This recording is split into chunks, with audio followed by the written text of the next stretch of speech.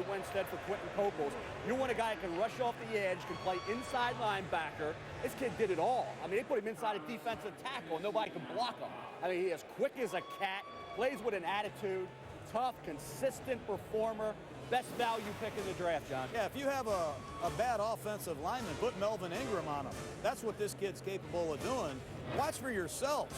Here he is playing a one technique on the inside shoulder of the guard, going backdoor, easy sack. He has the speed to run and get you.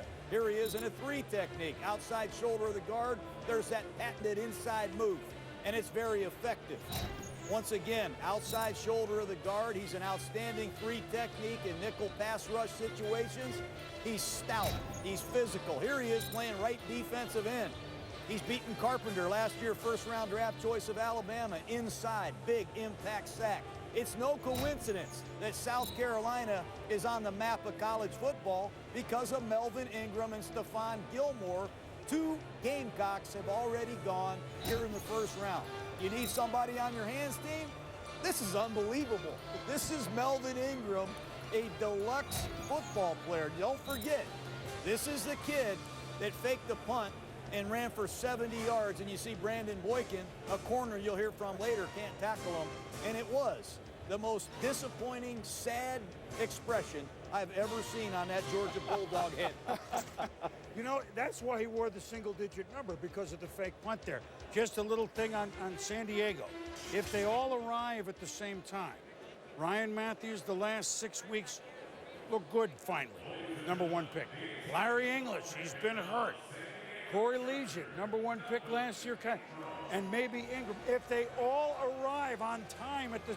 Come on, San Diego, wake up, right? Well, think about their defense. Think about their linebacking core. Sean Phillips. They all arrive. Three and a half sacks, boom. 3.5 sacks for Phillips, John. Lowest of his 8-year career. Jarrett Johnson's been in the league 9 years. Heck of a player. He seals the edge. That's what he did with Baltimore. 9 years in the league, 20 sacks. That's only a little over 2 a year. English has been a disappointment. Think about Antoine Barnes. He had 11 sacks. I know. Now you bring in a guy like Melvin Ingram who can move around and get after the quarterback. I think it's it is the best. Outside of Andrew Luck, RG3, Richardson, this is the best pick of the middle of the first round. Maybe 4 #1s arrive at the same time. That's my point. Now, the Chicago Bears, who had a really nice season going last year at 7-3, until Jay Cutler got hurt.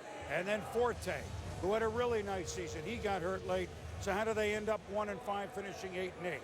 But Brian Urlacher was still at the top of his game. Lance Briggs at the top of his game. The Chicago Bears quietly in the offseason had 2 interesting signings.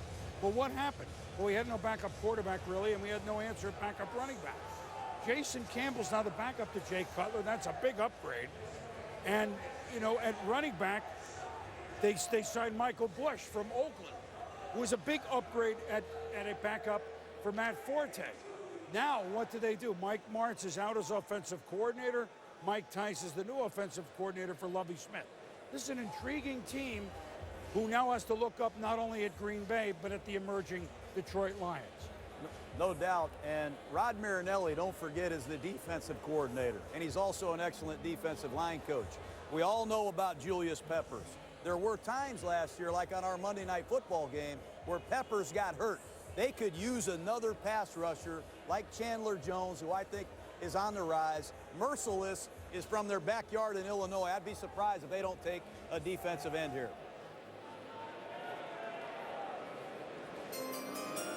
Here are the Bears.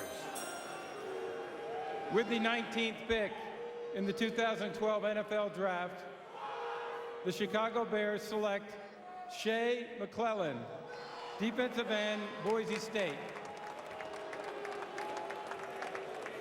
A name you didn't mention, but certainly a name that we've been hearing on the rise in the last week or so, Mel. Very athletic kid. I thought he'd go late first round to the 3-4 teams as an outside linebacker. You move around. He was a pass rusher supreme at Boise State. Great motor as well. You think about what he did for the Broncos. 20.5 career sacks. You talk about varying his charge, stays low around the corner, can play outside linebacker, inside linebacker, defensive end. That's where he'll have to play with the Chicago Bears. Idonije sack total went down. They need somebody in that mix, in that rotation. He is a pass rusher. I thought Green Bay and New England would target him late first round, but here he is, a little earlier than expected at 19. Saw a little Clay Matthews in him during his career at Boise State. I think for a kid like that, tough for the tall offensive tackle to handle because he gets that bend that's so low coming off the edge, John. He'll be a guy with Idonije, with Peppers, gives him another guy in a division with a lot of quarterbacks who can throw the football.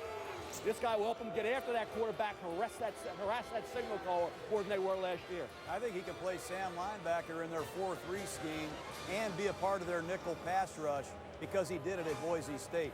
Just find the football, and you'll find Shea McClellin. He did an excellent job at the Senior Bowl. I like this Boise State football program, Chris. 50-3 in the last 4 years. This kid's a winner. He's a high-effort guy. He fits the criteria of the Chicago Bear defense. He's going to fit in nice up there. Coach Pete, Chris Peterson does a marvelous job with his kids, in addition to going 50-3 under 4 years. Find quarterback Kellen Moore, and we may have another Boise State Bronco in the first round with the running back Martin before we go a little bit farther. So the Chicago Bears go Shea McClellin, and it's fitting that somebody, and look at them, all grins, going to the get it to play defense with Brian Urlacher. Well, they play on the blue turf up there in Boise. Why not go to the Bud Light Blue Room now with Susie Colbert and a Bronco? Shea's first trip to New York City from a small town, Marsing, Idaho, right? There's probably more people in Radio City tonight than are from your small town. Yeah, definitely. What's this whole experience been like? You know, it's been great. I've just been trying to enjoy day by day and just have fun. And, you know, it finally came to an end now. I know where I'm going, and it's going to be awesome. For the folks that don't know you well, grew up on a farm, raising wild animals, I mean, what is it at the core that makes you who you are today?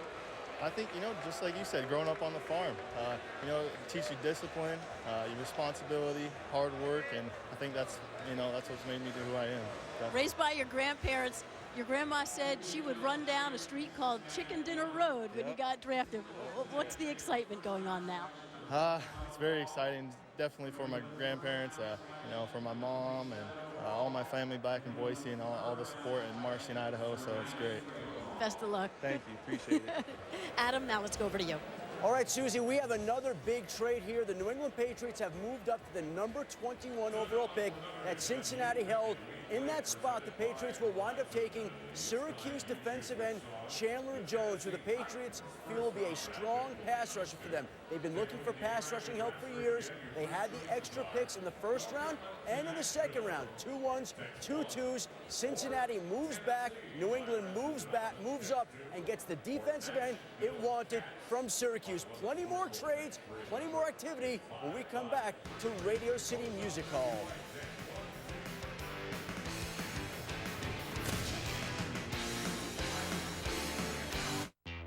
The new Taurus is going to blow people away, starting with the guys who built it. This Taurus is pretty serious. I can't believe they're actually going to let me drive it. All right, it's got, what, 360 horsepower? 365 horsepower. Let's see what that feels like. So this is 365 horsepower, all while delivering real great fuel economy. So we're getting good fuel economy, because that's what I was thinking about right now. Oh, boy.